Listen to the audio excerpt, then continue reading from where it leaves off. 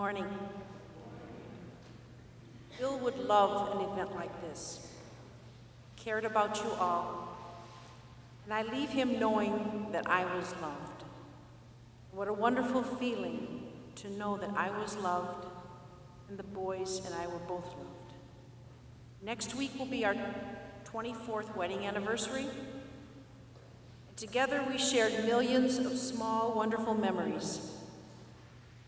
While he had been ill, his sudden death last Thursday was still a shock and unexpected.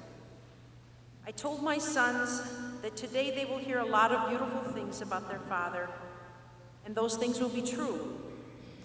But to remember that their father was still a man, and not more than what they could reach for. And he was a man who made good choices.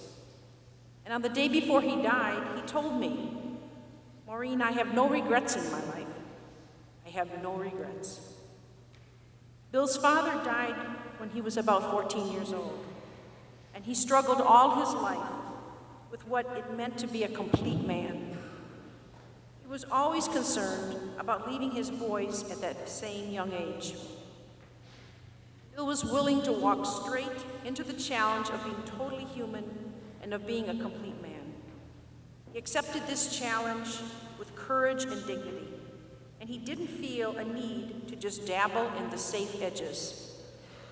And to be specific, early in our marriage, we entered into ongoing marriage coaching, as we called it. I did not have to drag him. He accepted that most strong marriages need it. Number two, he willingly embraced Victories of the Heart, a men's group for men. He met with them regularly, on and off for decades, and did the soul-searching work that helps us all be completely human. He desired closeness to me and to everyone. He was a poet of sorts, and he frequently wrote his thoughts down. I found something he wrote in 1996 when Kyle was only a year old. And he said, "I am singing James Taylor songs to Kyle in the kids' room. Or really, I'm singing to myself almost 25 years later.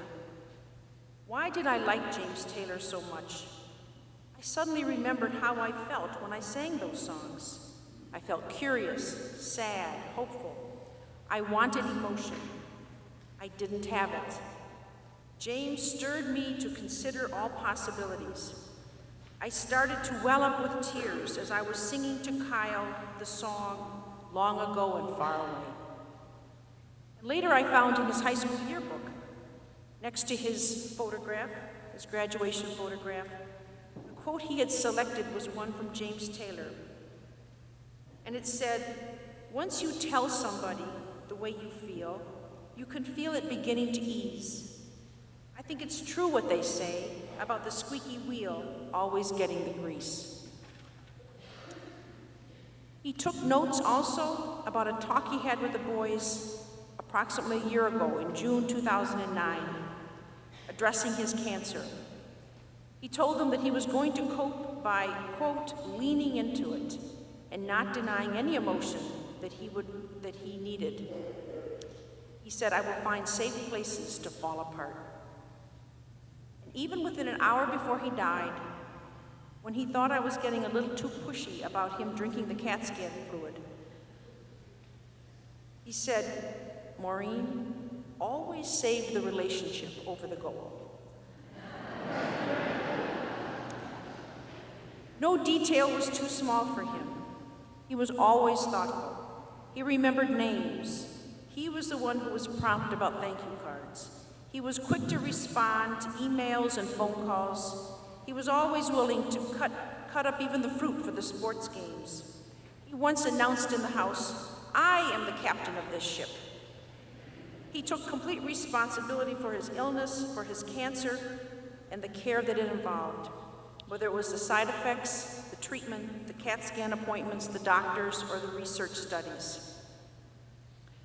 But Bill and I also both knew and agreed that there was so much more to life than the personal.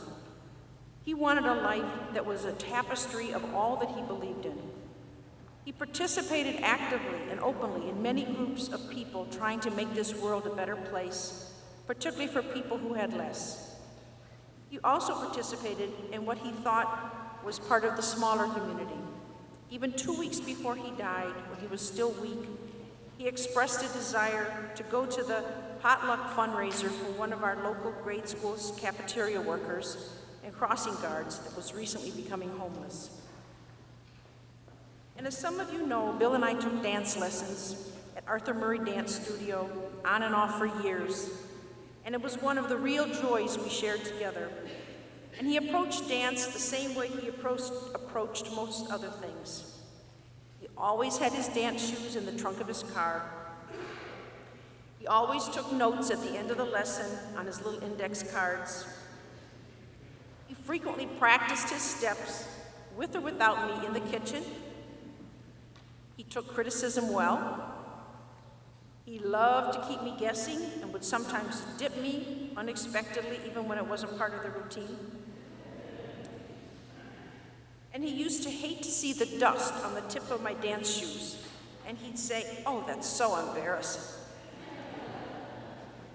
And on a few occasions, I said to Bill, the worst thing would be to have not known someone, to have not known him, to have someone you love pass through your life, through this world, and to have not really known them. It took me decades to know this man, and I'm still learning. But Bill, you did die a complete man.